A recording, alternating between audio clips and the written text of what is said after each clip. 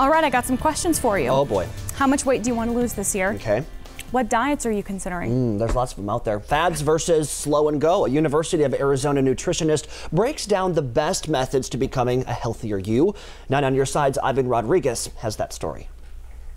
The cycle of fad diets. Dr. Ann Schoolis-Ray, a U of A professor of nutrition, explains the science behind fad failures. They always promise quick weight loss, but they all depend on restriction of food, so they only work for so long. Dr. Ray says you can invent any diet, but with restrictions, they don't last. So we could invent any fad diet that focuses on just eat chocolate, for example. Then after a certain amount of time, it just becomes boring and restrictive, and you eat less chocolate, but then you fall off the wagon.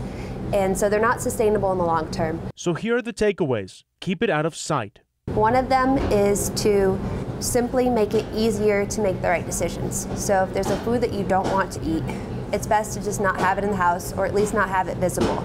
Don't base it on willpower, as you will eventually lose that wrestling match. And we want to avoid things that will completely depend on willpower and deprivation, because at some point you run out of willpower, and it also takes away from the rest of your life if you're having to consciously make the decision to not do something. Be mindful of your meals. Dr. Schoolis-Ray says the Mediterranean diet follows this way of thinking. The Mediterranean diet also depends on social patterns in which you sit down together and you're mindful about your food and you have conversation, you laugh, and you enjoy it. Bottom line to reducing your waistline: reprogram yourself to think about getting healthier, not losing weight. Ivan Rodriguez, KGUN 9 on your side.